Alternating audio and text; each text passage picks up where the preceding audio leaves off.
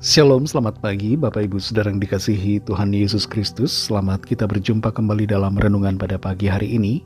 Hari ini hari Minggu tanggal 27 April 2025. Dan kita bersyukur karena anugerah, kemurahan Tuhan, kuasa Tuhan yang selalu dinyatakan dalam kehidupan kita. Sebelum kita mendengarkan renungan firman Tuhan, mari kita berdoa. Tuhan Allah Bapa kami dalam sorga, Bapa dalam nama Tuhan Yesus Kristus, Tuhan yang maha baik yang selalu ada bersama menyertai kami. Terima kasih untuk anugerah-Mu di hari baru ini. Kami ada karena anugerah-Mu dan karena Tuhan punya rencana baik buat kami. Saat ini kami mau mendengar kebenaran firman-Mu. Urapilah kami supaya kami mengerti dan mentaati akan setiap kehendak-Mu. Dalam nama Tuhan Yesus kami berdoa. Haleluya, amin. Saudara yang dikasih Tuhan, ayat firman Tuhan saat ini terdapat dalam Kisah Para Rasul 2 ayat 4 dan ayat yang ke-6. Tertulis demikian. Maka penuhlah mereka dengan Roh Kudus, lalu mereka mulai berkata-kata dalam bahasa-bahasa lain, seperti yang diberikan oleh Roh itu kepada mereka untuk mengatakannya. Ketika turun bunyi itu, berkerumunlah orang banyak. Mereka bingung karena mereka masing-masing mendengar rasul-rasul itu berkata-kata dalam bahasa mereka sendiri. Saudara yang dikasih Tuhan, dua buah handphone dengan aplikasi percakapan artificial intelligence dikondisikan ngobrol satu sama lain.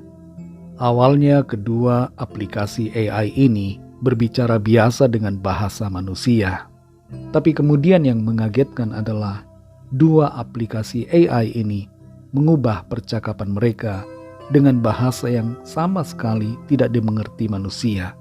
Sebuah bahasa biner atau bahasa data yang sangat sulit dienkripsi.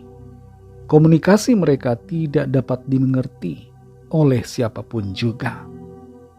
Dalam kehidupan kita sebagai orang percaya, kita punya sarana komunikasi dengan Tuhan yang dikaruniakan oleh Tuhan sendiri, yaitu bahasa roh atau glosolalia. Tuhan memberikan karunia bahasa roh ini dengan tujuan agar kita berkomunikasi dengannya dengan bahasa yang tidak dimengerti. Dalam Roma 8 ayat 26 tertulis, demikian juga roh membantu kita dalam kelemahan kita, sebab kita tidak tahu bagaimana sebenarnya harus berdoa. Tetapi roh sendiri berdoa untuk kita kepada Allah dengan keluhan-keluhan yang tidak terucapkan.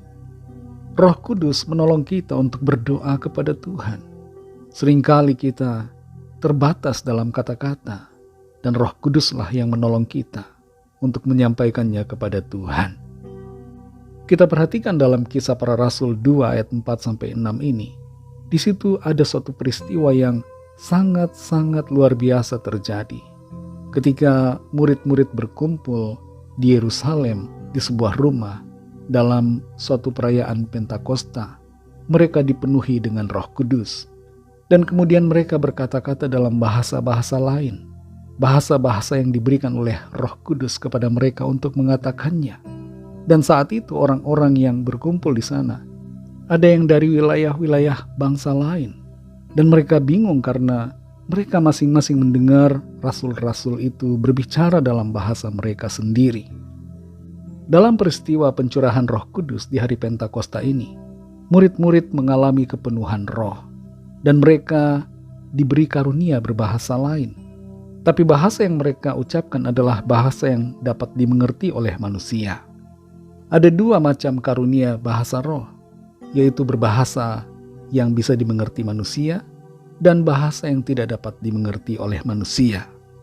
Dan dalam peristiwa Pentakosta ini, mereka mendapatkan karunia berbahasa lain, yaitu bahasa yang dapat dimengerti oleh manusia. Ada 3 tujuan dari kepenuhan Roh Kudus yang terjadi di sini. Yang pertama adalah memberikan kuasa untuk bersaksi. Tuhan Yesus telah menyatakan bahwa kalau Roh Kudus turun ke atas mereka, maka mereka akan menjadi saksi. Jadi kepenuhan Roh Kudus ini bertujuan untuk memampukan setiap orang percaya untuk menjadi saksi-saksi Kristus. Tujuan yang kedua pada waktu itu adalah supaya mereka dapat mengabarkan kabar Injil kepada segala bangsa. Karunia bahasa lain yang mereka dapatkan bertujuan agar mereka berbicara dengan bahasa-bahasa yang dapat dimengerti oleh orang-orang dari bangsa lain tentang kabar mengenai Kristus, tentang keselamatan di dalam Tuhan Yesus. Dan itulah yang membuat 3.000 orang saat itu juga langsung bertobat, menerima Kristus sebagai Tuhan dan Juru Selamat mereka. Tujuan yang ketiga adalah membuktikan akan kehadiran Tuhan dalam hidup kita. Karunia Roh Kudus ini menunjukkan akan hadirat Tuhan yang Immanuel. Dia adalah Tuhan yang dekat, yang tinggal bersama-sama dengan kita, yang menyertai kita dalam segala keadaan.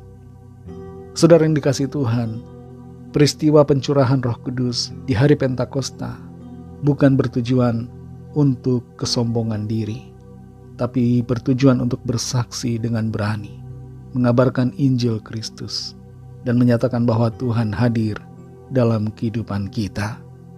Saudara dan saya bisa mengalami peristiwa yang sama kalau kita meminta kepada Tuhan dengan hati yang sungguh-sungguh. Mari minta kepada Tuhan agar Roh Kudus selalu memenuhi kita, supaya hidup kita dipenuhi kemuliaan Tuhan dan berdampak bagi orang-orang di sekeliling kita. Mari kita berdoa. Terima kasih Tuhan Yesus, kami bersyukur untuk firman-Mu yang sudah kami dengar. Kami bersyukur karena Engkau hadir dalam kehidupan setiap kami. Lewat Roh Kudus-Mu Tuhan, yang ada di dalam kami. Engkau bersama menyertai kami. Immanuel di dalam kami. Penuhi setiap kami dengan Roh-Mu Tuhan. Penuhi dan kuasai kami, agar kami melangkah dalam pimpinan-Mu. Kami melangkah dalam tuntunan-Mu, melakukan rencana-Mu, menjadi berkat, menjadi saksi dimanapun kami berada, mengabarkan tentang Engkau Tuhan Yesus, dan melangkah berjalan di dalam hadirat-Mu sepanjang hidup kami. Terima kasih Tuhan, kami percaya Tuhan memenuhi kami dengan Roh-Mu dan memakai kami menjadi pribadi-pribadi yang berdampak, menjadi saksi, menjadi terang-Mu Tuhan, menjadi garam dimanapun kami berada. Kami menjadi berani, bukan orang yang takut untuk bersaksi, dan kami melangkah dalam iman, dalam semangat karena penyertaan Tuhan. Terima kasih Tuhan, kami bersyukur untuk firman-Mu. Berkati setiap kami sepanjang hari ini dalam segala tugas aktivitas kami. Jadikan kami pemenang-pemenang dalam segala perkara. Kami bawa kepadamu Tuhan setiap pergumulan kami masing-masing. Lawatlah setiap kami Tuhan dan nyatakan mujizat dan pertolongan-Mu yang ajaib bagi kami. Kami serahkan semua ke dalam tangan kasih-Mu. Dalam nama-Mu yang kudus, nama Tuhan Yesus Kristus, kami sudah berdoa dan mengucap syukur. Haleluya. Mari sama-sama kita berdoa, doa Bapa kami. Bapa kami yang di sorga, dikuduskanlah nama-Mu. Datanglah kerajaan-Mu, jadilah kehendak-Mu di bumi seperti di sorga. Berikanlah kami pada hari ini makanan kami yang secukupnya. Dan ampunilah kami akan kesalahan kami, seperti kami juga mengampuni orang yang bersalah kepada kami. Dan janganlah membawa kami ke dalam pencobaan, tetapi lepaskanlah kami daripada yang jahat, karena Engkaulah yang punya kerajaan, dan kuasa dan kemuliaan, sampai selama-lamanya. Amin. Terimalah berkat Tuhan. Tuhan memberkati engkau dan melindungi engkau. Tuhan menyinari engkau dengan wajah-Nya dan memberikan kasih karunia. Tuhan menghadapkan wajah-Nya kepadamu dan memberikan damai sejahtera. Berkat dan anugerah Bapa Surgawi, kasih karunia dari Tuhan Yesus Kristus, dalam persekutuan dengan Roh Kudus, menyertai kita semua, sekarang ini dan sampai Maranatha Tuhan Yesus datang kembali, dan bahkan sampai selama-lamanya. Dalam berkat nama Tuhan Yesus Kristus, haleluya, amin. Puji Tuhan, saudara yang dikasihi Tuhan, saya percaya firman Tuhan menjadi berkat dan kekuatan buat saudara semua, dan Roh Kudus akan menolong saudara untuk lebih lagi memahami kebenaran firman Tuhan dan hidup selalu dalam kemenangan.